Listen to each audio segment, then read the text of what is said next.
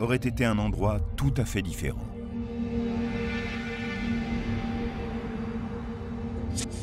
À ses débuts, la Terre tournait très vite. Chaque journée comprenait 4 heures de lumière, suivies par 4 heures d'obscurité.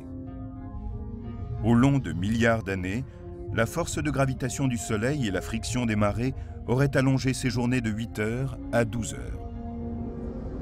Mais c'est encore 2 fois plus rapide qu'à l'heure actuelle, ce qui produirait des climats extrêmes, des tempêtes dévastatrices et des vents très puissants.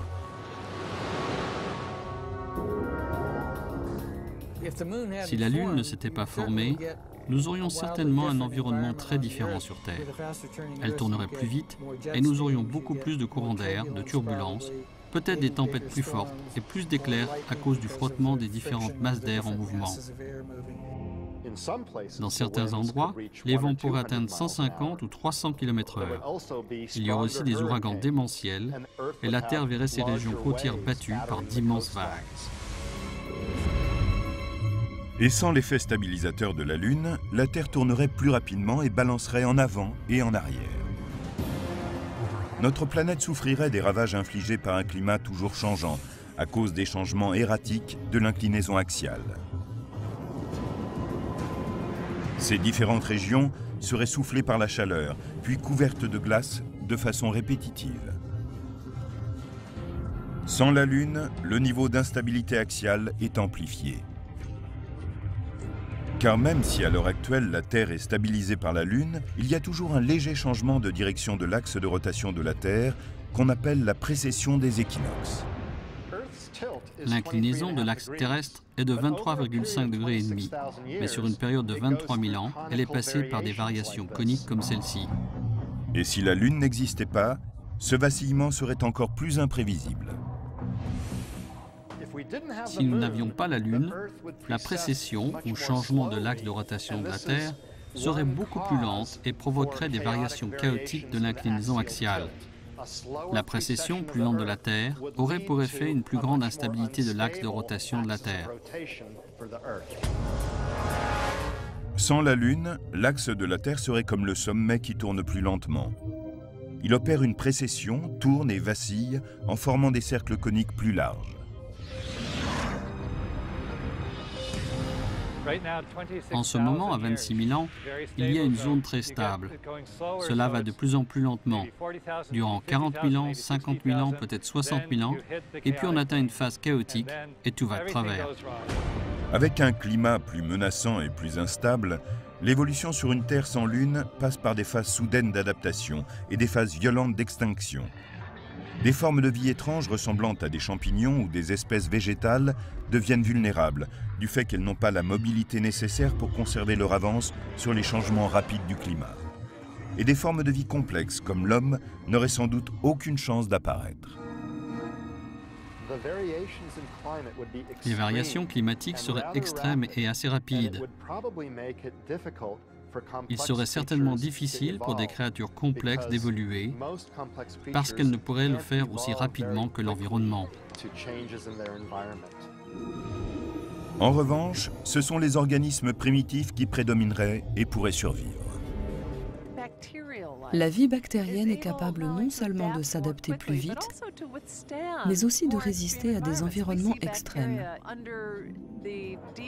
On voit des bactéries dans les fonds glacés de l'Antarctique et du Groenland, et l'on en trouve aussi dans les sources d'eau bouillante du parc de Yellowstone. Si une forme de vie complexe avait pu évoluer, elle serait très différente de ce que nous connaissons, étant donné la brièveté des jours, la force des vents et les caractéristiques d'une Terre sans Lune. Ce serait beaucoup plus hostile que maintenant.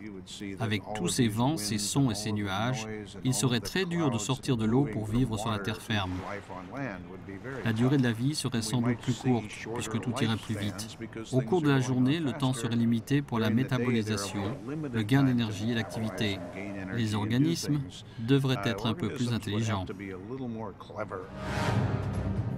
L'évolution favoriserait les petites créatures corpulentes et les végétaux aptes à résister à de violents ouragans. Il n'y aurait pas de jungle, car celles-ci ont besoin de barrières coupe-vent pour s'épanouir. Et on ne verrait probablement pas de créatures sauter de branche en branche à cause de la végétation plus basse et des grands vents. Je pense que les créatures en général seraient moins grandes, parce qu'il leur serait pénible de tenir debout. Les arbres aux racines superficielles grandiraient peu. Les palmiers, par exemple, auraient du mal à survivre.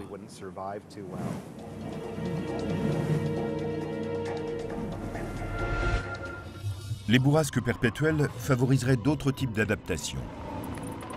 Pour voler, peut-être des membranes permettraient-elles de décoller et de s'élancer dans les airs. Les vents forts incessants rendraient la planète exceptionnellement bruyante. Pour communiquer, les animaux devraient émettre des sons très différents de ceux des hurlements constants du vent. Il faudrait utiliser des sons et des longueurs d'onde différents du bruit d'arrière-plan. Si on possède un récepteur qui réduit ce bruit à zéro, on peut parler ainsi et être parfaitement entendu.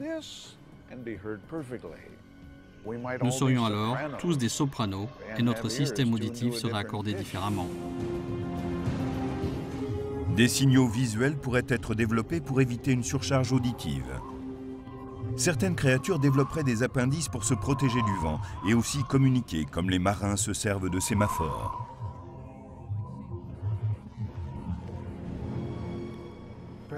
Peut-être le langage ne se développerait-il pas au profit d'autres formes de communication comme des changements de couleur, d'expression, le langage des mains, qui sait? Même aujourd'hui, beaucoup d'espèces comme les lucioles, les calmars, les crevettes ou les méduses changent de couleur pour communiquer. Les nuits étant parfaitement obscures, certaines créatures pourraient aussi développer des systèmes sensoriels, comme des yeux exorbités favorables à la vision nocturne, ou des dispositifs infrarouges, tels ceux utilisés par l'armée. Ce qui est intéressant, c'est que les êtres vivants pourraient développer des capteurs tellement performants qu'ils décèleraient la lumière stellaire. Ce serait extraordinaire.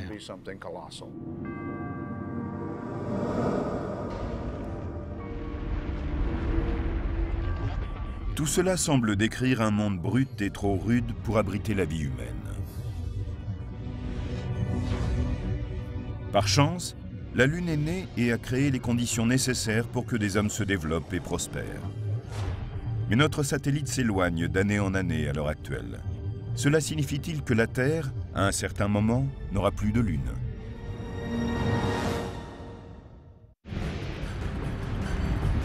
À ses débuts, il y a 4,5 milliards d'années, la Terre était un enfer, un endroit en fusion où ne pouvait survivre aucune forme de vie. Comment une violente collision avec un objet de la taille de Mars, survenue peu après la formation de la Terre, a-t-elle créé les conditions favorables au développement des formes de vie complexes dont nous faisons partie? L'objet a frappé la Terre selon un angle d'impact rasant. Et c'est à ce moment que s'est formée la Lune. La masse de la Lune a empêché les autres planètes de frapper la Terre et de provoquer trop de changements sur son inclinaison. Elle a donc eu un véritable effet de stabilisation sur notre climat. La collision a aussi provoqué une réaction en chaîne de certaines forces qui ont posé les premières bases de la vie. En fusionnant les noyaux de fer des deux planètes, ont permis à cette nouvelle Terre d'avoir un noyau plus important. Dans la collision, une bonne partie de la croûte terrestre a également été brisée. Au cours de cette fusion, des quantités importantes de chaleur ont poussé vers l'extérieur à partir du noyau géant et ont traversé la croûte. Ainsi ont été créées les conditions pour que naisse la tectonique des plaques. Ce mouvement a formé des chaînes de montagnes et les profondeurs des océans. Et l'activité volcanique a provoqué le rejet de gaz qui ont créé notre atmosphère. L'eau s'est installée dans les bassins, formant les océans et laissant les continents au-dessus de son niveau. Mais la vie avait encore du mal à démarrer sur Terre à ce stade. Au cours de leurs 500 000 premières années, la Terre et la Lune ont été bombardées par des débris qui achevaient la formation du système solaire. Même si les formes de vie primitives, comme les micro-organismes et les bactéries, étaient nées dans les premières centaines de millions d'années, elles auraient pu être facilement anéanties par ces objets géants qui s'abattaient sur la Terre. Mais nous avons une preuve de vie qui date de 3,8 milliards d'années. C'est peu de temps après la fin de l'ère du grand bombardement.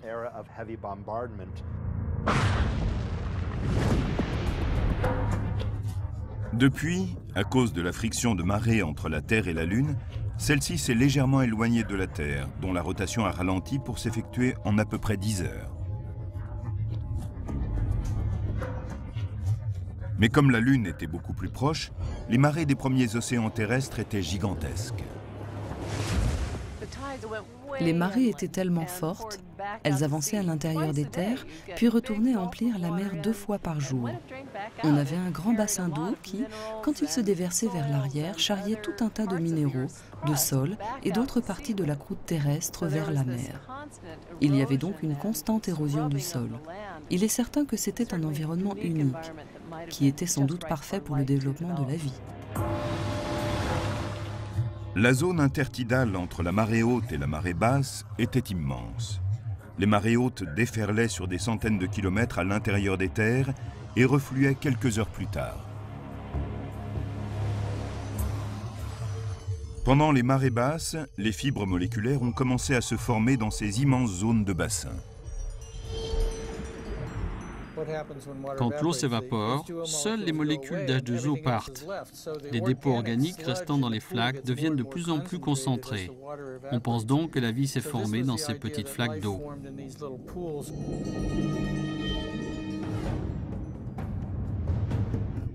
Il y a environ 570 millions d'années, presque 3 900 millions d'années après l'impact géant, les formes de vie venues de l'océan commencent à se déplacer vers la terre ferme et donnent naissance à des espèces complexes. Plus les régions intertidales sont étendues, plus on a des formes de vie diverses. En effet, les espèces qui vivent dans ces environnements peuvent parfois être exposées au soleil et parfois vivre sous l'eau.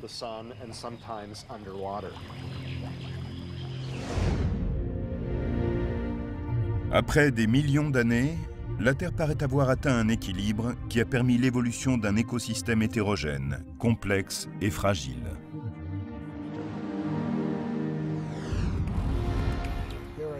Il existe des climats trop uniformes, sans changement de saison, et qui ne permettent pas la création de formes de vie faute de stress environnemental. D'un autre côté, sous des climats trop variables, où les saisons changent tout le temps et où un astéroïde frappe tous les millions d'années, des planètes comme celle-ci tenteraient de faire naître des formes de vie. Mais elles ne pourraient y arriver car les choses changeraient trop vite.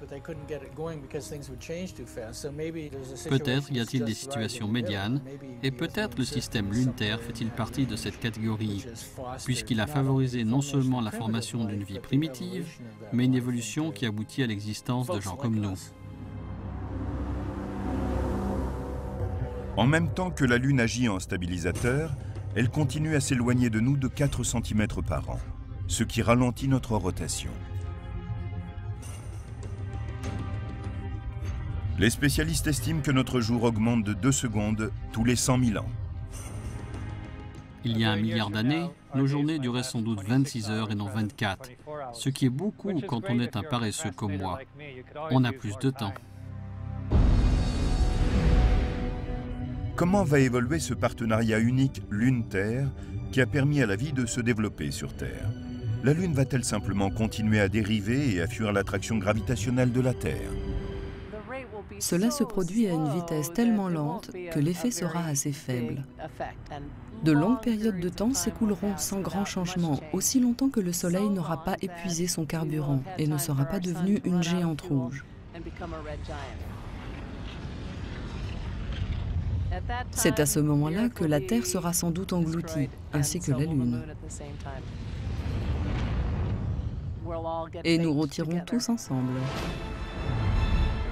Peut-être est-il réconfortant de savoir que dans 5 milliards d'années, le jour où la Terre sera proche de sa fin, nous ne serons pas seuls. Le satellite qui nous ancre dans le ciel sera là. Cette sphère brillante qui a permis que la vie naisse et s'épanouisse sur la Terre.